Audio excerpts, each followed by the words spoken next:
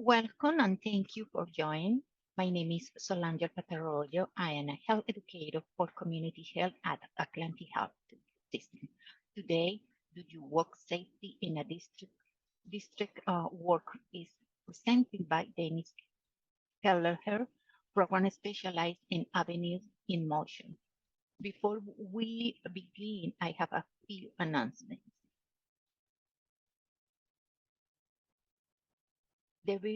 This webinar is being recorded. All participants are mute. If you have questions, please use the Q&A button and use the chat for comments. We will try to get to all questions at the end of the presentation.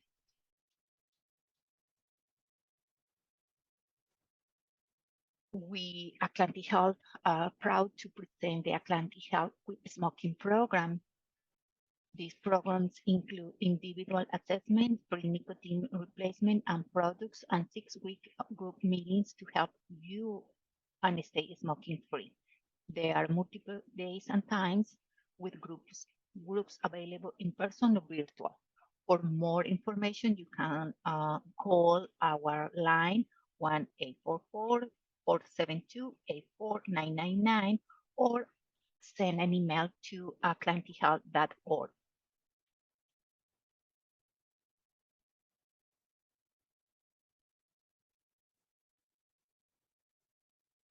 Now I'm going to over to Denise. Thank you. Okay, good morning, ladies and gentlemen. My name is Dennis Keller. I'm a traffic safety program specialist at a nonprofit organization known as Avenues in Motion. Today's presentation is Do You Walk Safely in a Distracted World? I'm a retired law enforcement officer, as a police officer for 29 years, and during my career, spent a lot of time in traffic safety, working as an investigator and then working as a supervisor. So we're going to go through today's presentation, and like was stated earlier, at the end of the presentation, we'll have time for questions and answers. So the question is, do we walk safely? So some of the daily benefits of walking include it's free, it's healthy, and you have to do it just a half hour per day.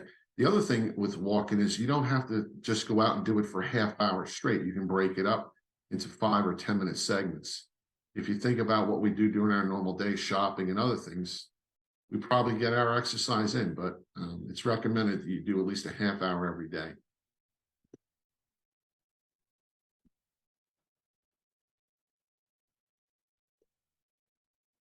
Okay, some of the places that we can walk around town. We can walk outdoors in the park. We can even exercise and walk indoors. Some of the area malls and stuff used to have programs, I believe they're still available, where you can walk. They'll allow you to walk before the stores open in the morning. Some of the malls like the Rockaway Town Square used to have walking clubs that they'd open up the building itself to senior groups and others that wanted to get some exercise. And it's a good option during foul weather. Perhaps it's cold out or it's snowy or it's too hot in the summer. It's climate controlled. So that's another option for safe exercise and safe walking. We walk by ourselves or we walk with others to socialize, get out and meet people and talk and get together. The question is, do we walk safely?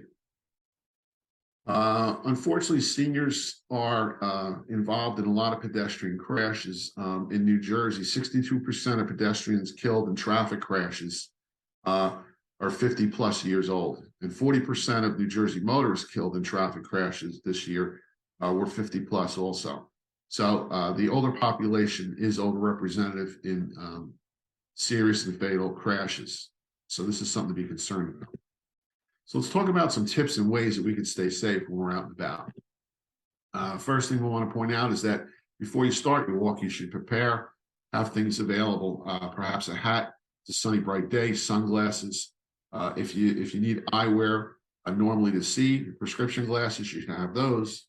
Also, you should have, if you have hearing issues, you should have a hearing aid or hearing assisted device set up for you, and you should take it along with you if it's prescribed by a doctor, if it's something that you need. You also want to try to wear comfortable shoes. You want to bring a water bottle. One of the health issues that we see is people often get dehydrated. They don't even realize they are dehydrated. So it's healthy to have water available when you're going for a walk. The other thing you should always carry with you is a cell phone. Not necessarily using it while you're walking, but should be readily available in your pocket or on your person in the event that you need assistance for whatever reason. If you feel sick or you come upon someone else needing emergency aid, you'd be able to call for help. If you need a device, assisted device for walking, either a cane or a walker, I know a lot of people use walking sticks that helps with balance. The other thing is if you're taking medication, a lot of us are on medication, and before we go out walking, we want to be aware of some of the side effects of the medication. You want to speak to your pharmacist or your doctor. You want to read the literature that came with your medicine to be aware. If it has statements on it, such as shouldn't operate machinery, may cause drowsiness, you want to be aware of that. And then you want to take the medicine as it's prescribed, but you should also talk to your healthcare professionals to determine if it'll negatively impact your safe walking. In some cases, you might be able to adjust the scheduling on it. Again, speak to your healthcare professional. If you're going to go out walking in the morning, maybe if the doctor and the pharmacist say it's okay, maybe take the medicine at another time of day. But you want to be aware that your medicine can affect your ability to safely walk. So some of the safety tips we want to point out, a lot of this stuff is common sense, but people tend to forget about it. When we're going up or down stairs, we want to try to use the handrails for balance. When we're out walking outside, we want to try to always walk on the sidewalks. It's difficult in northern New Jersey, in the area where we are, because in a lot of towns and other areas, there are no physical sidewalks. But if the sidewalks are available, the pedestrians are supposed to utilize the sidewalks. However, in areas where there are no sidewalks, you're going to be forced to walk along the side of the roadway. According to New Jersey law, you have to walk towards traffic. This is not allowed. These people are walking, they're walking in a roadway because there obviously are no sidewalks where they are. However, they don't see the vehicles approaching them. This is a dangerous condition. It's also noted in the Motor Vehicle Code book that this is not allowed. When walking in the roadway, you should be walking facing traffic, and you should be walking as close to the side of the roadway as possible safely. You need to be aware of your surroundings. You can see in this picture here, to the left of the path, there is a sewage or culvert type ditch. You want to be careful around that also. But the point here is we want to walk facing oncoming traffic. New Jersey law states that. It's the opposite as when we're riding a bicycle. When we're riding a bicycle, it's a vehicle, and we're supposed to go with the flow of traffic. When we're walking on foot, we're pedestrians. We're supposed to walk towards traffic so we can see what's coming towards us. Pedestrians are also required by law to follow the traffic signs. Red means go, red means stop, green means go. You have to follow the law. When the pedestrian sign is flashing, don't walk, or you see the red hand signal flashing or up on the pedestrian light, you have to follow that. When you have the visible person walking, or the go sign or the walk sign, you're allowed to walk. Some of the pedestrian laws that pedestrians have to be aware of, you have to obey all the traffic signals. Just because you're walking doesn't make you exempt from the law. You could technically be stopped by a law enforcement officer, and in some cases, you could be issued a summons. So you need to be aware that even when walking, we have to follow the Motor Vehicle Code. Again, stop on red, green on go. We also have to follow the directional signs. Use a crosswalk here, pedestrians prohibited from crossing here, and other such signs. Okay, when we're out walking, we're going to cross the street. We always want to look before we cross, like we teach the little kids in grade school. You always look left, right, then left again. Okay, as a pedestrian, we are responsible for our safety. The law requires motorists to take steps to keep us safe, but ultimately it's our responsibility to keep ourselves safe. Also, you should only be crossing at corners, preferably where there's marked crosswalks. Again, New Jersey doesn't have them everywhere. Every corner is considered a crosswalk. Some are marked and some are unmarked.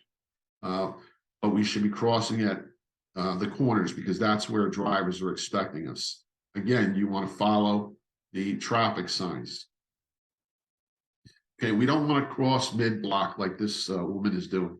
She's crossing the street. She's coming out between two parked cars. The problem with this is that the drivers that are driving down the roadway are not expecting a pedestrian to be at this point.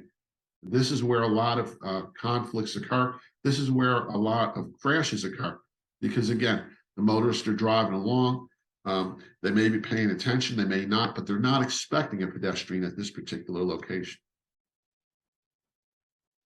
When crossing and a vehicle pulls up to you and they stop, you always want to look as a pedestrian, make it a habit to make eye contact with the driver. Look at the driver's face and see if he or she is paying attention. Okay, you want to ensure that the driver sees you and has stopped for you. In today's society, we all know that with all of the distractions after cell phones and everything else that's going on, okay, drivers are not always as attentive as they should be. The other thing is that pedestrians, even though they have the right of way, they should still check to make sure the driver is paying attention and is observing them and is following the law. Okay, it's a good idea where possible, trying to cross where there's other people. There's strength in numbers. Okay, a group is easier to be seen than a single individual. It's more obvious. Okay, so it's a good idea to cross in an area where there's a lot of pedestrian activity. Motorists are expecting it, and again, the motorists are more likely to make the observation of the pedestrians. So cross where there's others if possible.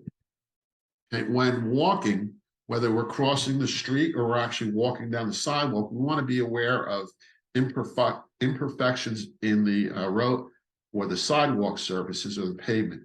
A lot of areas have uneven pavement, cracks in the sidewalk, perhaps potholes in the street where we're crossing. And as we're walking, we want to scan the area ahead of where we're stepping to watch out for any type of hazard. Hazards could be anything. They could be cracks, they could be holes. In the wintertime, it could be ice or snow, okay? But they're trip or fall hazards, which can cause injuries. So as we're walking along, we always want to pay attention to where we're walking. We also want to watch our surroundings for anything that's unsafe, okay? One of the things that you'll notice as you're walking around on sidewalks, you'll notice that the federal government is now requiring local and state governments to install these rubberized mats. They're called truncated domes. They are where the sidewalk and the street meet. It's a device that's required under federal law now for new sidewalks. And what it does is it enables people that have that are either blind or have decreased ability with their vision. It allows them to detect the difference between the roadway surface and the sidewalks. So you'll see these around. Okay, when you're going to cross the street, be aware of your own abilities and be aware of the surroundings where you're at. When you watch the traffic signal, if there's a pedestrian signal, you want to cross on the green. Technically, once this countdown starts showing up, that's the red hand with the numbers going down, counting backwards. That's to alert people that's how much time is left before the signal is going to change. You're technically not supposed to start walking across the crosswalk or across the street once the red hand comes up and it starts flashing and the numbers start going down. If you're already in the street, you want to continue to the other side. You lawfully, once you're in the roadway, have the right to continue, and the cars are required to wait for you to go, but you don't want to put yourself in a dangerous position. So be aware that you should be starting the crossing on the green. Drivers, once there's somebody in the crosswalk and they're lawfully there, they're allowed to continue and you have to wait for them to finish crossing. That's required by state law. The other thing we want to do is we want to be seen. We want to take As many precautions as possible to be seen in today's society. Drivers and everyone out there, pedestrians, everybody's in a hurry. They're getting things done. They have time constraints. They're not paying attention. We're overloaded with electronics. And we see a lot of conflicts between motor vehicles and pedestrians, a lot of crashes where the driver says, I never saw the pedestrian. So as pedestrians, when we're out and about, we want to take steps to be seen. We want to use light colored clothing, reflective material. If we're going out in the evening or at night, we don't want to wear dark blues or blacks because, and then when we're crossing the roadway, the motorists are not going to see us. So it's important to be seen. The other thing is if we're going out walking the dog at night or we're out anytime at night, it's a good idea to carry a light with you. Most people today are carrying cell phones. Today's cell phones, the screens light up. Most cell phones today have some sort of a flashlight device built into them. It's a good idea to utilize those items also, or carry a small pocket light. You want to be seen. Again, the idea here is show the drivers that you're present. Okay, wear bright colors.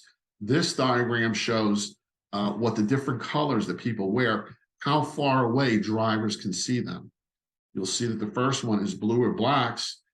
Your observation distance is 55 feet or less. So the vehicle has to be very close to you to see you. Reds are a little bit better because red colors that can be seen at a distance of about 80 feet. Yellows are a little bit better again. They can be seen at a distance of about 120 feet. White can be seen at a distance of approximately 180 feet. But reflectivized materials, they can be seen at over 500 feet. That's why tow truck drivers and firefighters and police officers, when they work in the roadway, are supposed to be wearing reflective vests. Construction workers wear reflective vests. It's because they can be seen at a greater distance. Also on this chart, you'll see that it states that a vehicle driving at 60 miles per hour needs about 260 feet to recognize somebody and then stop for them. So that's quite a long distance. So again, we want to make ourselves as visible as possible. The other thing we want to do is avoid bad weather. It makes it difficult for us when we're out when it's raining or fog to see where we're going. The roads and the sidewalk surfaces tend to become more slippery. You're dealing with puddles. The same thing applies with drivers. Their visibility has changed. They're using their wiper blades, and there may be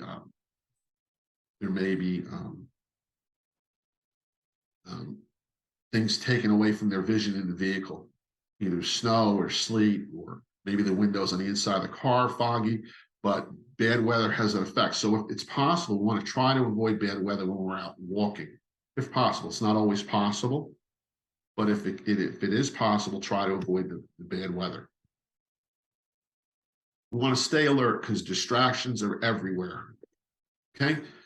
What I tell drivers when I do this these presentations for drivers is there's 4 types of distractions. Now, there's ads on TV and the radio and in the media that say, oh, distracted driving is dangerous. Distracted driving is dangerous. And everyone points to the cell phone and holding the cell phone. But the fact is, there's a wide array of distractions, not just cell phones. And what traffic safety specialists have done is they've broken down distractions into 4 basic types that we're going to go through real quick. The first type is a visual distraction. That's looking away from the roadway. That's a driver that's driving down the street and they're not looking in front of them. They may be looking at the air conditioning controls of the car. They may be looking to set the radio or the GPS. They may be looking at passengers, but they're not paying attention to the roadway in front of them. They're not looking, using their eyes. So that's what we call a visual distraction. The second type of distraction is auditory or a listening distraction. It's when you're not listening to the surroundings around you. Perhaps a driver is driving in the car and you have the stereo turned way up. Maybe they're arguing with a passenger in the car and they're listening to the passenger. Perhaps they have earbuds in and they're listening to something from their phone, but they're not listening to their surroundings. So if there's another car beeping outside, if there's an emergency vehicle coming, they don't hear the sirens. If there's a problem with their car, mechanical problem with the engine, They may not hear that. So it's anytime we're have our hearing obstructed and we're not paying attention to the task at hand. The third type of distraction is a manual distraction. That's where we take our hands off the controls of the vehicle or what we're doing, and we're not able to deal with the task at hand. Perhaps, again, we're holding our cell phone, we're adjusting the knobs of the vehicle, touching the controls of the screen, the information screen in the car. Perhaps moving an item around in the car, coffee cup or something else. It's a manual distraction. Anytime we take our hands away from the task at hand or our feet, okay? And then the fourth type of distraction is called a cognitive distraction. That's you're thinking about something else other than driving the car. You're thinking about something else other than the task at hand. Oh, I have a party to go to tonight. My mortgage is due on Monday. I wonder how my sister is doing. You're thinking, you're in the car and you're driving the car, but you're thinking about something totally different. Your mind is not on the task at hand, it's on something else. Okay, so those are the four types of distractions: visual, auditory, manual, and cognitive. Now, what I just pointed out, I pointed out from a driver's perspective. But the fact of the matter is we have people out there that are walking, that are also walking distracted. These same four types of distractions can affect a pedestrian. And I'm going to go through a couple of examples right now with you to take a look at that. Okay, so this young lady here is crossing the roadway. She's in the crosswalk, which is good. But let's take a look at what she's doing. Okay, visually, where is her eyesight? It's looking down at the phone in her hand. Okay, so she's not looking at where she's going. Okay, she has earbuds in, so she's listening to whatever she has on her phone, whether it be a video or a phone call or whatever. She's listening to the phone. Okay, so that's the second type of distraction that she's involved in. So she's looking down, she's not looking where she's going, she's not listening to her surroundings. Okay, third distraction that she has is, what is she doing? She's holding and manipulating the phone. Her hands are not free. So her hands are tied up with the phone. So when she gets to the curb and she trips over the curb, because she's not looking where she's going and she's not listening, her hands are not available as a safety item to prevent herself from falling. Okay, and then the fourth type of distraction she's involved in, she's probably thinking about what's going on the phone and not what's going on around her. Perhaps a car coming up from her right side going to make a turn and not seeing her. So she's not paying attention to where she's walking. She's paying attention to other things. Okay, here's another example. Okay, we have somebody else walking across the street, and again, she's utilizing her cell phone. The distractions that she has, she's looking down at her phone. She's holding her phone. So again, her hands are not free if something was to happen to her. And she doesn't have earbuds in, but she has a hood over her head, which is probably restricting both her hearing and her sight. Okay. Third example, here we have a woman coming out of a building. She's on the stairs and she's walking. She's carrying her bag. She has her cell phone.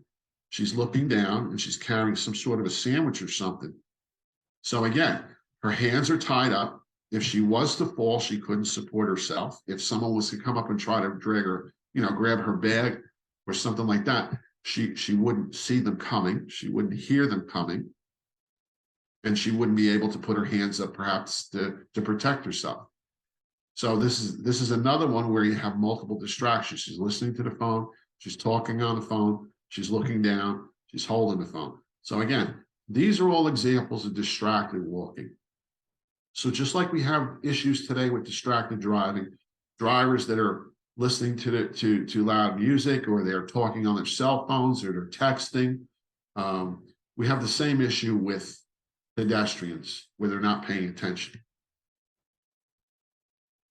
So distraction abounds by both pedestrians and drivers. That's the point I want to make here. Whether we're driving or we're walking, we have to be cognizant of our surroundings. We have to be able to see where we're going.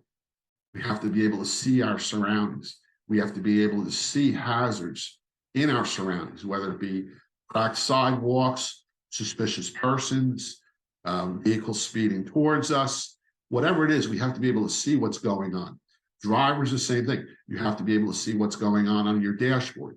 You have to be able to see what's going on with the vehicles in front of you and behind you and alongside you, people that are passing you, turning in front of you, perhaps stopping. So it's critical that both drivers and pedestrians are seeing what's going on around them. Same thing with hearing. As a pedestrian, if there's an ambulance or a police car, fire truck coming down the street going to emergency, we want to see them off in the distance. We want to hear them as they're approaching. We want to try to, when we're in that situation, take steps to remain safe. Again, with our hands, we want our hands to be free. We don't want to be carrying large packages, large objects, walking, and then we trip. And now we have no way to support ourselves or protect ourselves as we're falling down. So we want to have our hands free. And again, we want to have our minds on what we're doing. We're walking.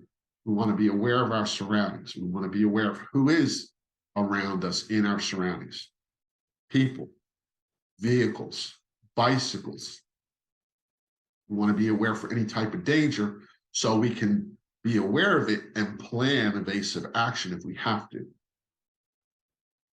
So it is very important to be aware of our surroundings and avoid any type of distraction. A lot of cars today, the brand new cars that are coming out now, have a remarkable amount of technology, and a lot of the technology is made for safety. However, in a lot of cases, people assume that the technology means that they don't have to pay attention, and that's not correct. And then the other thing is a lot of the technology today requires interaction, whether people are looking at maps, whether they're walking or they're driving, whether they're receiving a message or whatever. Again, all of these features, or a lot of these features, can in fact become distractions. So we want to be aware of that. And a lot of this with newer technology, studies are showing that with older drivers, it is becoming taking an increasing amount of time to go back to the task at hand if we're distracted by something else. In other words, you're driving down the road and you receive a text. You take your eyes off the road to look at the text. Now you look back up in the road. It's going to take several seconds for a driver to refocus on their surroundings and have their eyes and their mind refocused on where they're driving. For older folks, it can take even longer than 2 or 3 or 4 seconds. So we need to be aware of that. Okay, we want to especially be careful in crosswalks, even because we have the right of way. That doesn't mean the drivers always give us the right of way. Remember, the right of way is always given, it's not taken.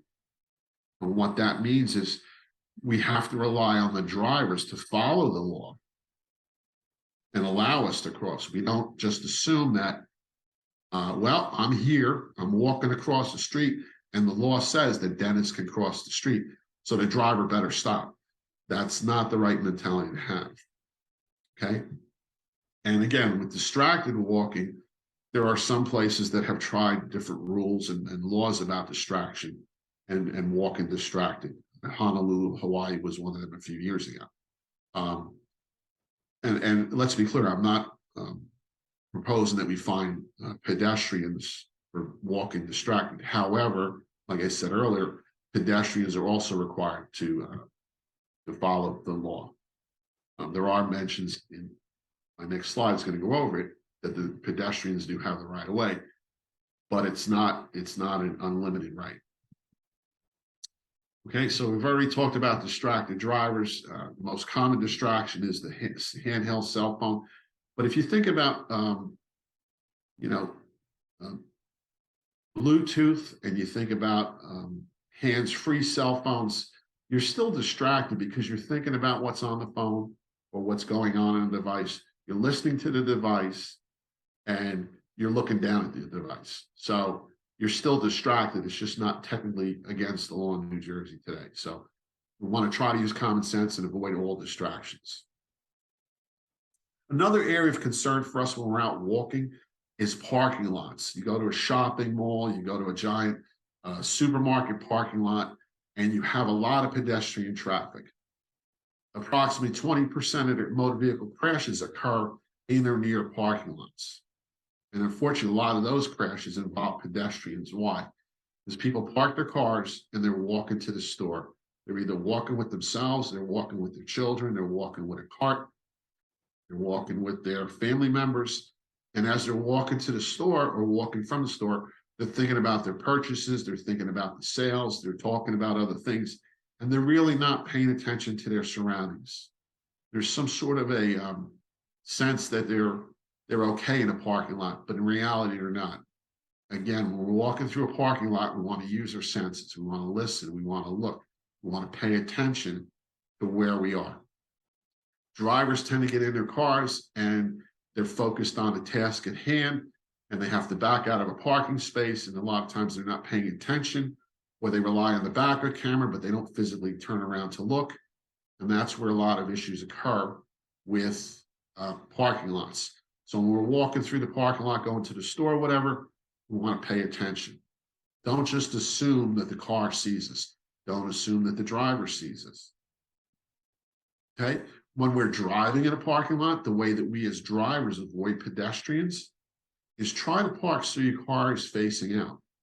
If you go a little further away from the entrance to the store, you'll find that there's double parking spaces free and you can drive through. The idea here is you drive a little further away from the store and you park like this black car, so your nose of the car is facing out. When you complete your shopping, you come back to your car, you get in your car, and you don't have to worry about backing out. You drive forward.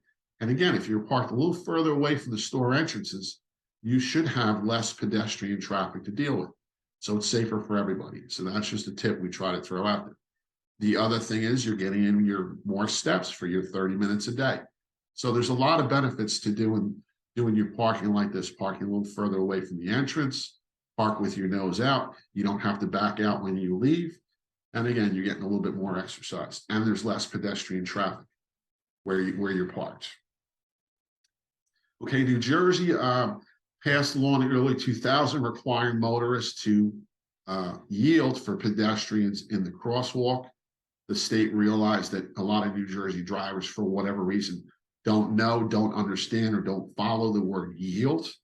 So in 2010, New Jersey amended their pedestrian law to require drivers to stop for pedestrians in the crosswalk. Okay, there is a fine for motorists if they don't stop and stay stopped. It's a $200 fine plus points, and there could be other penalties, including community service, involved in that. For pedestrians, pedestrians are supposed to cross in the crosswalk. If they don't use the crosswalk, they can get a fine of $54. And yes, they can get a ticket. Just be aware of that. Okay, like I said, prior to 2010, it was yield. Now it's stop. You will see a lot of these older signs in some areas in New Jersey, in particular in parking lots. Apparently, a lot of the shopping malls and stuff don't want to pay for the updated signage or whatever. So there are still some of the old signs out there. However, beginning April 1st, 2010, the signs on the rights that are the ones that are supposed to be posted. Okay, another thing that you're going to start seeing more and more of around New Jersey is this flashing pedestrian rapid flash beacons. Here's a picture of one that the state of New Jersey put up last year on Route 15 in Lafayette Township, Sussex County. But they're going up all over New Jersey. They're in Morristown. They're in the area. I was in New Providence yesterday. They're going up New Providence, Berkeley Heights, Westfield. They're going up a lot of places. Engineers are putting them up near schools, but you'll see them around towns, downtown areas, areas with high pedestrian traffic. Called a rectangular rapid flash beacon. To use it pedestrian crossings. And what you'll see is like the picture on the screen. They put an enhanced crosswalk there. They put these signs up on both sides. And you'll note that above the arrow signs, there are flashing amber lights. And what happens is a pedestrian walks up and they push the button, and those amber lights begin to flash. And in New Jersey, pedestrians have the right of way. Drivers are expected when those lights are activated or when a pedestrian is present, drivers are required by law to safely stop and allow the pedestrian to cross. Now, pedestrians need to be aware that the driver has a stopping distance. If they're 4 feet from the crosswalk and you're crossing the street and you activate the light, step out, they're not physically going to be able to stop in time. So they have to safely stop. And pedestrians cannot just dart out or step out into traffic. That is, in fact, against New Jersey law, and that is a summonsable offense. And if a crash occurs, that is considered a contributing circumstance if the pedestrian is struck. So just be aware of these rectangular flash beacons, and you'll see these. They're relatively inexpensive as opposed to like a traffic signal, which takes multiple years and studies and underground wiring and everything else to install. These are a lot of these are solar powered, and they have chips in them, so the local police department or road department can monitor how well they're working. When they need maintenance, the maintenance is relatively easy. They have solar powered batteries. And the local authorities can also monitor how often they're used, what's the busiest time of day, how many people are utilizing them per day. So they're a good traffic control device in a number of ways. A lot of towns in New Jersey, before these became more commonly available, had a system where they had red flags on poles on the sides of the road. And the idea is when a pedestrian wanted to cross the street, they get one of the flags out of the holder, wave the flag, and then the motorists would see them and cross the street. And once they finish crossing the street, they put the flag back in a holder on the opposite side of the street. So this is the newer version of that, the new technology. And again, drivers, motorists are required to safely stop when a pedestrian is present and these lights are flashing, or again, the flags, they're waving the flags. Just be aware of that. So some of the recommendations for safe walking, we're just going to go over them again. You want to be seen, you want to wear bright clothing, and at night you want to wear reflective clothing and have some sort of a light. Flashlight, a cell phone with a flashlight on that. But the point here is you want to be seen. You don't want any distractions when you're on or near the roadway, whether you're a driver or a pedestrian. We want to avoid distractions. We want to pay attention. Okay. Ultimately, in most pedestrian crashes, the driver is going to be found at fault under New Jersey law, but the pedestrian is the one that pays them the ultimate price in severe physical injury because the pedestrians have no protection. The driver has the structure of the car around them and seat belts and other safety devices. So when we're anywhere near the roadway, no matter what our role is, we want no distractions. Walkers, you want to stay hydrated. Okay, you want to carry a cell phone, not that you want to be using it when you're walking, but you want to have it available in the event that you need help or you come upon somebody else who needs help. Perhaps you're walking down the street and you find a lost child. Perhaps you're walking down the street and you find somebody who's injured, or you come upon a motor vehicle crash and you need to call 911 for help. You always want to have a cell phone with you in the event that you need it for emergency.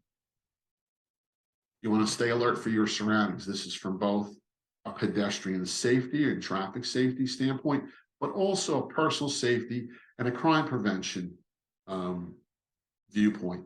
You want situational awareness of where you are and who's around you and what's going on. When you're distracted, you don't have that. You want to make eye contact with drivers when you're crossing the street. You want to look at the driver. You want to know he or she knows you're there, sees you're there, and is giving you or allowing you the right of way. Okay. Again, it's not something that you take, it's something that the other person is required to give you. They don't always follow the law, they don't always do it. And if something happens, you as the pedestrian are going to be the one that's going to suffer the injury, the consequence. So even though the law says that they have to do it, that doesn't mean they're going to, but it's ultimately my responsibility to keep me safe. Okay. Plan your walking times if possible. Now, you have an appointment at the dentist or the doctor or the medical facility, you have to be there 2 o'clock, you have to be there 2 o'clock. But if you're going out for a walk around the neighborhood, you might want to try to avoid the busy roadways. You might want to try to avoid, when school's getting out at 3 o'clock, you might want to try to avoid 5 o'clock when there's a ton of traffic on the roadway. So try to plan your walks if you can. Okay, you always want to let somebody else know where you are and where you're going. If something was to happen to you and you were in an isolated area and you weren't able to call for help, people should know where you are. If there's another household member, let them know I'm going out for a walk. I'll be back in 30 minutes. It's just something that we should be in the habit of doing. Okay, we want you to go out there and enjoy your walk today. Remember, watch the signals, always look left, right, left again when crossing. Cross only at the corner, not in the middle of the block. We want drivers to anticipate that the pedestrians there. We don't want any surprises.